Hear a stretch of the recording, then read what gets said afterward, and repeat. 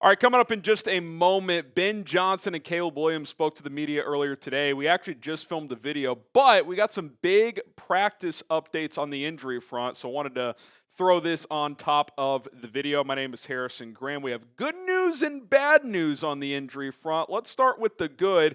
Jaylon Johnson was back at practice. That's a very good sign. Again, we don't know what the capacity was. Obviously, his first practice since OTAs as he hurt his groin during pre-training camp training. So we'll see, but hopefully that's a positive sign of momentum heading into Monday Night Football in 5 days. Kyle Monangai was back at practice as well, so hopefully he's in line to be ready to go for that Week 1 matchup. On the flip side at running back, Roschon Johnson did not practice. If he can't go, that makes you wonder, okay, DeAndre Swift, you assume Kyle Monangai's healthy. Homer's on IR, so I think Britton Brown would be a game day elevation from the practice squad, so keep an eye on that.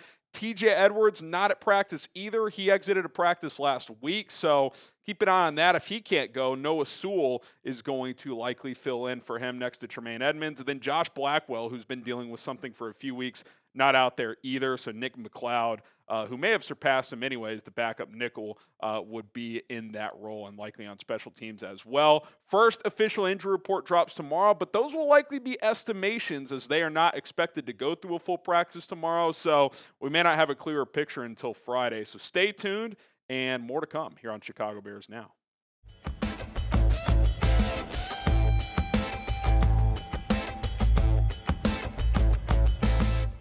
Ben Johnson spoke to the media today, and he delivered a very strong message to Bears fans. I think you're going to be excited. We're going to talk about that here on Chicago Bears Now. Plus, we'll hear from Caleb Williams and Jaquan Brisker. But first, our Week 1 sub battle is ongoing. We've picked up 105 new subs since Monday. Vikings now just at 61. You want to beat the Vikings on the field? Let's beat them off the field first in the Chat Sports studios. Hit that subscribe button. Daily Bears content leading up to Monday Night Football. Okay, Ben Johnson had this to say about Caleb Williams and the 2025 season as a whole. He said, quote, "He's so young, and there's a lot he's learning. He's a sponge right now. He was in my office a couple days ago, and we watched a couple games together. The entire time, anything I say, I see him jotting it down in his notebook. We're going to grow together. This offense is going to grow together with him. There will be some bumpy steps along the way, but that's okay. That's the nature of doing it. I feel really good about where he's at right now, and there's no reason why we can't win this year." That is the line that I think should have Bears fans fired up, because it's easy when a head coach takes over and is a first-year guy and is like, yeah, we're establishing the culture. Obviously, the goal is always going to be to win, but some guys know going into a situation it may not be realistic. Like Eberflus's first year, obviously he was a total joke, but that team just had no talent. Like he wasn't going to win that first year. Now, we found out he wasn't going to win, period, but that's neither here nor there. Ben Johnson is looking at this and is like, yeah, like there's a lot of talent here. Yeah, Caleb, it might be a little bumpy at times, but there's no reason why we can't win here. I like where he's at. I've got all these weapons offensively. Dennis Allen, I trust him defensively. He's not lowering the standard, the bar, or the expectation. He is trying to win, and he's trying to win now. Now, he's not going up there and saying, we expect to win the Super Bowl, but he's saying, yeah, there's no reason why we can't compete, win, and be a playoff team this year. And that should be the goal. This team is talented enough to be a playoff team. I don't think it's that realistic for this team to be a Super Bowl contender. I won't call it impossible, but I think that's probably an unfair expectation. But if your expectation as a Bears fan is, hey, this team should be a playoff team, I don't think that's out of bounds whatsoever. And Caleb's the key. Obviously, there's a lot of factors on the whole roster. Is the pass rush going to be good enough? All this other stuff.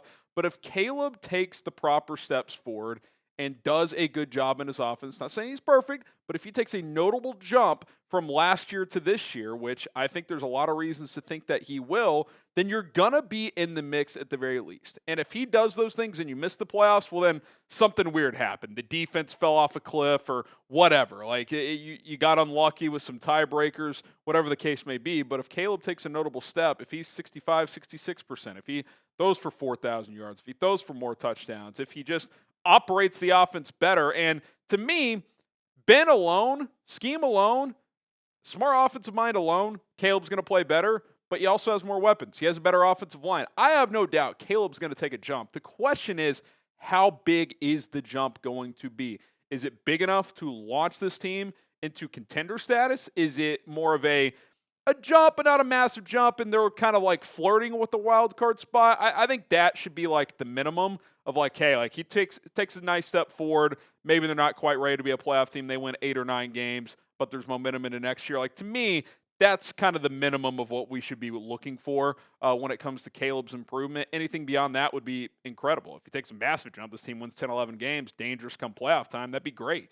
I mean, that's kind of what we're all hoping for. So I'm excited about it. Ben seems optimistic about the situation, and now all eyes are on Minnesota, 5 days away. How confident are you in Caleb Williams at this point in time? Scale it from 1 to 10, 1 being not at all, 10 being very.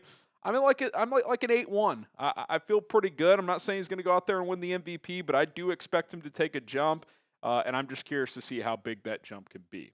All right, coming up, Caleb also sounds off on his head coach as the boys are getting ready for week 1 against Minnesota. But first, today's show is brought to you by PrizePicks. You and I make decisions every day, but on PrizePicks, being right can get you paid. Don't miss any of the excitement this season on PrizePicks, where it's good to be right.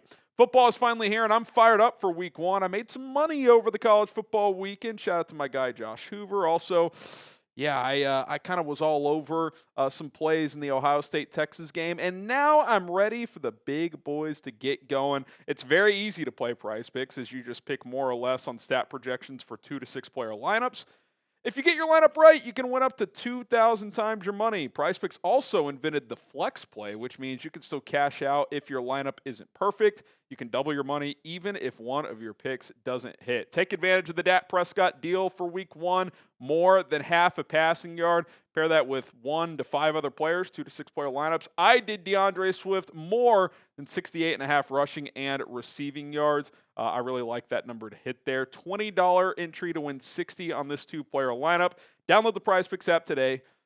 Use code CLNS to get $50 in the lineups after you play your first $5 lineup. That is code CLNS to get $50 in the lineups after you play your first $5 lineup. PrizePicks, it's good to be right. All right. Caleb Williams says he has the utmost confidence in Ben Johnson as his head coach and his play caller. Here's what he had to say in full. He said, I got the utmost confidence in Ben, his coaching ability, his play calling, and all of that. I think it comes down to being able to execute exactly what he puts out there for us as a team, as an offense. He's been great for me. He is persistent until we get it right. Caleb said it at the end of last year. He said, I want to be pushed hard, and he has.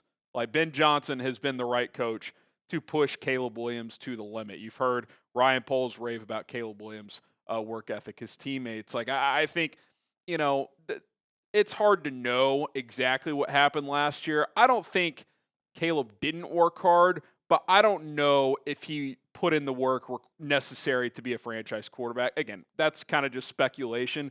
I think this staff has just elevated the standard so much, and last year got so off the rails, and there just wasn't enough leadership across the board. And look, I think it's clear too when talk is talk, but he also was voted a team captain. A couple guys who were captains last year weren't. DJ Moore, not a captain this year. Cole Kmet, not a captain this year. Ben Johnson talked about that today. We wanted 3 to 5 guys, and peers voted, and these were the 5 that got spit out. So I think that speaks volumes. He's earned his teammates' respect, and obviously he's a big believer in what Ben is doing. And look, I think there's reasons for optimism for a good offense for the first time in a while, because you do have the best offensive coach that was available in Ben Johnson, who has led the best offense in the league for the last 3 years. 4 good receivers, Rome, DJ, Luther, and Alameda Zacchaeus. 2 good tight ends, Colston Loveland, Cole Kmet.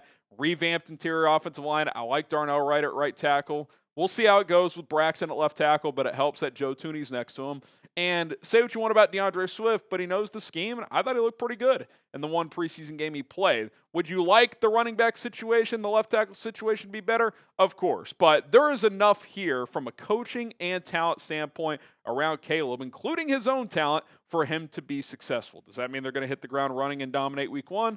Probably not. but can they be good enough early on as they still kind of work through a little bit of these growing pains of learning this new offense? I think they can, and, what a test against Brian Flores and the boys in the opener. Caleb talked about how, he blitzes more than anyone, so going to be a challenge. Okay, Jaquan Brisker, good to go. Remember, he left to practice last week. It didn't seem serious, but there hasn't been an official injury report, and there won't be until Thursday, so we didn't know, okay, is he banged up, something going on? Well, when you talk to the media, you're not injured. Injured players don't talk to the media, so that is a good sign. Here's something he had to say about the season opener. He said, "It's Monday night. It's a division opponent. Been waiting for this since last year, obviously. It's going to be very big. I just want to be back at Soldier Field playing for the fans. It's our first time playing together in a while. First time with the coaches, too. It's going to be very exciting." I mean, we're excited as fans. I'm fired up. I can't even imagine the energy levels that are going to be going through Jaquan Brisker's body leading up to kickoff on Monday. I mean, this guy missed the final 12 games of last year. His future fell up in the air. He's had a healthy camp. He's had a healthy preseason. That guy is going to be jacked up to run out of that tunnel on Monday Night Football. So hopefully he plays well. Hopefully everybody plays well. And hopefully the Bears win, because it's a big game, man. Like this, you're not easing into the season here. It's a division rival in a critical spot, because in week 2 you go to Detroit. It doesn't ease up. So it's a significant opponent here when it comes to the Bears against the Vikings. Predict the score. Who you got, and what is the final score going to be? My early score prediction was 24-21. We'll have a game day preview on Monday as well, so depending on the injury stuff that progresses throughout the week, I reserve the right to change that. But I got the Bears 24-21. You drop your score predictions down below. My name is Harrison Graham. Thank you guys so much for tuning into this episode. More to come. We'll be live tomorrow. Plenty of content coming your way, so hit that subscribe button and bear down.